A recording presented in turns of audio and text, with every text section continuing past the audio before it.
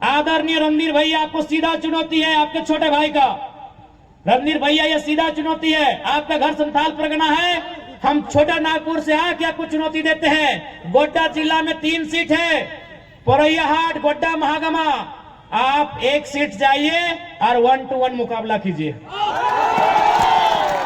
पारा शिक्षकों से कहना चाहेंगे, पारा शिक्षक यानी 24 सालों से झारखंड के शिक्षा की रीढ़, पारा शिक्षक यानी 24 सालों से झारखंड के शिक्षा के स्तंभ। आपको कहना चाहेंगे, आपको सरकार के सामने गिड़गिड़ाने की आवश्यकता नहीं है। हम लोग सत्ता में आते हैं, आपसे बैठाकर आपकी जो समस्याएं हैं उन समस्याओं का मैक्सिमम समाधान किया जाएगा।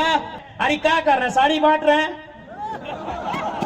क्या कर रहे हैं? जनता लिख के दिया है कि रणधीर सिंह जी साड़ी बांट रहे हैं, टाइगर को रोकने के लिए साड़ी बांट रहे हैं। क्या कर रहे हैं रणधीर भैया? बताइए, साड़ी बांट रहे हैं। वाह वाह रणधीर भैया, हमको लगता है ये तो हम जरमुंडी में आए हैं, ये तो हम जरमुंडी में आए से उनको साड़ी बंटवा दिए। यदि हम सारठ चल गए तो उनसे जींस बंटवा देंगे। हमको लग रहा है कि रणधीर भैया अगर हम सारठ चले गए तो आपको साथ जींस बांटना पड़े। तो चलिए, कम से कम हमारा भाई लोग का दुर्गा पूजा में भला हो जाएगा। बताइए, साड़ी कितना के साड़ी बांट लो? 300 रुपया पीस है वो, 100 टका, 30 रुपया। यार की बोला 30 रुपया में साड़ी मिलो है? 30 रुपया में आए बा, इतना कंजूस, इतना कोया। और चूंकि दीपिका दी महिला है, महिला पे कमेंट नहीं करते, इनका सम्मान करके बस इनसे यही कहेंगे, आपका जो विभाग है उसका काम कीजिए, नहीं तो 24 में जनता आपसे हिसाब मांगेगी। और हाँ, हफीजुल साहब आपसे कहेंगे, ये जो आपको खेल कूद का मंत्रालय मिला है, खेल कूद मिला है ना, खेल कूद का जो मंत्रालय मिला है, तो आप सबसे पहले बताइए, संथाल परगना, संथाल परगना यानी खुला मैदान, संथाल परगना यानी पहाड़ों का क्षेत्र, आपने कितना जिला स्तरीय स्टेडियम का निर्माण कराया है, इसका हिसाब चाहेंगे।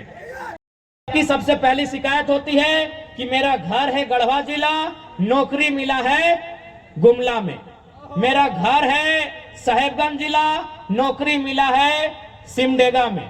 मेरा घर है धनबाद जिला, नौकरी मिला है पलामू में। तो याद रखिए, यदि हम लोग सत्ता में आते हैं, सरकार का हिस्सा बनते हैं, तो हम लोग आपको, जितने भी सरकारी कर्मचारी हैं, पुलिसकर्मी हैं, आपको आपके जिला की चौहद्दी का जिला चुनने का अवसर देंगे। आपको एक ऐसा समय देंगे कि सुबह आप अपनी पत्नी का हाल लीजिएगा, दोपहर में झारखंड के लिए ड्यूटी कीजिएगा और शाम को अपने बच्चे का होमवर्क चेक कीजिएगा।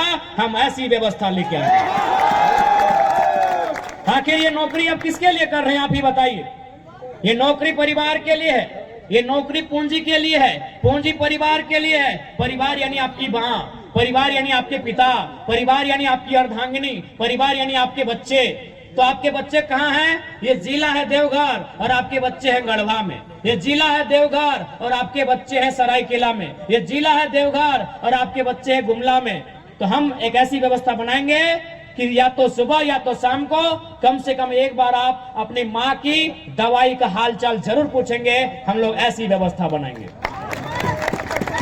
हमारी दीदी लोग आई हैं जो शायद कोई आंगनबाड़ी से जुड़ी हैं, कोई जल सहिया के रूप में जुड़ी हैं, कोई सेविका के रूप में जुड़ी हैं, तो कोई मलेरिया फलेरिया के टैबलेट के कार्य में जुटी हैं। तो मैं उनसे स्पष्ट कहना चाहूंगा, यदि हम लोग आते हैं तो भले 70 लाख का क्रिकेट का मैच नहीं खेला जाएगा, 6 करोड़ में मंत्री का आवास नहीं बनाया जाएगा, लेकिन आपकी समस्याओं का निदान त्वरित किया जाएगा।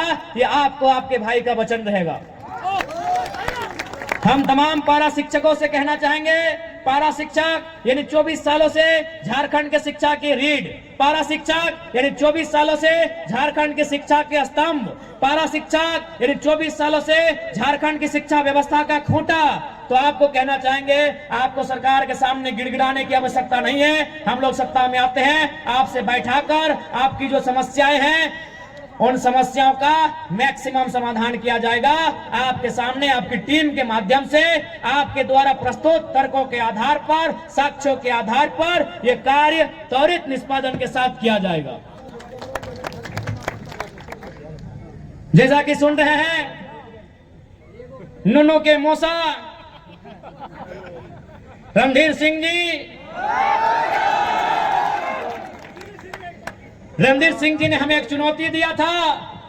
बड़े भाई हैं, भले वैचारिक मतभेद है वो कल भी रहेगा, आयु में बड़े भाई हैं। तो रणधीर भैया आपके बगल में आए हैं, बादल भैया से हिसाब किताब हो गया, लोग चाहते हैं आपसे थोड़ा बात कर ले। आपने कहा था कि जयराम महतो को चैलेंज देते हैं, तो सुनिए रणधीर भैया, हमने तो आपको लोकसभा में ही चैलेंज दिया था कि आपका लोकसभा पड़ता है दुमका, आप लड़ सकते थे गोड्डा से, मेरा लोकसभा पड़ता है गिरिडीह। हमने आपको चैलेंज दिया था, कहां? धनबाद के लिए। धनबाद अभी किस सीट को? जहां पीएन सिंह 3 बार से सांसद। तो हमने तो आपको वहां से, जहां से आपकी पार्टी का सांसद था, हमने आपको वहां चुनौती दिया था, आपने स्वीकार नहीं किया। तो चलिए माननीय रणधीर भैया, विधानसभा में भी आपकी एक चुनौती को स्वीकार करते हैं। आपका प्रमंडल है संथाल, मेरा है उत्तरी छोटानागपुर। चलिए एक काम करते हैं, आपके संथाल परगना की गोड्डा की 3 सीटों में पोड़ैयाहाट, गोड्डा, महागमा, आदरणीय रणधीर भैया आपको सीधा चुनौती है, आपके छोटे भाई का।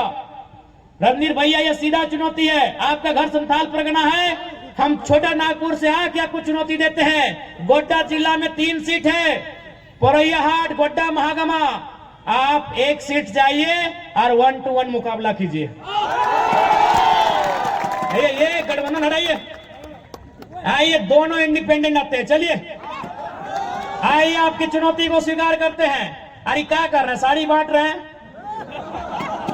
क्या कर रहे हैं? जनता लिख के दिया है कि रणधीर सिंह जी साड़ी बांट रहे हैं, टाइगर को रोकने के लिए साड़ी बांट रहे हैं, क्या कर रहे हैं रणधीर भैया? बताइए, साड़ी बांट रहे हैं? वाह वाह रणधीर भैया, हमको लगता है ये तो हम जरमुंडी में आए हैं, ये तो हम जरमुंडी में आए, उनको साड़ी बंटवा दिए। यदि हम सारठ चल गए तो उनसे जींस बंटवा देंगे। हमको लग रहा है कि रणधीर भैया अगर हम सारठ चले गए तो आपको साथ जींस बांटना पड़े। तो चलिए कम से कम हमारा भाई लोग का दुर्गा पूजा में भला हो जाएगा। बताइए साड़ी कितना के साड़ी बांट लो? 300 रुपया पीस है वो, 100 टका, 30 रुपया यार की बोला? 30 रुपया में साड़ी मिलो है? 30 रुपया में? आए बा, इतना कंजूस, इतना कोया, 30 रुपया में साड़ी ले तो ताज्जुब है।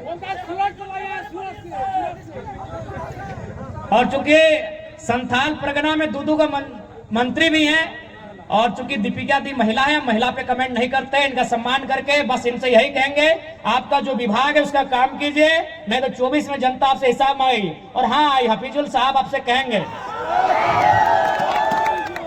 ये जो आपको खेल कूद का मंत्रालय मिला है, खेल कूद मिला है ना, खेल कूद का जो मंत्रालय मिला है, तो आप सबसे पहले बताइए संथाल परगना, संथाल परगना यानी खुला मैदान, संथाल परगना यानी पहाड़ों का क्षेत्र, आपने कितना जिला स्तरीय स्टेडियम का निर्माण कराया है, इसका हिसाब चाहेंगे।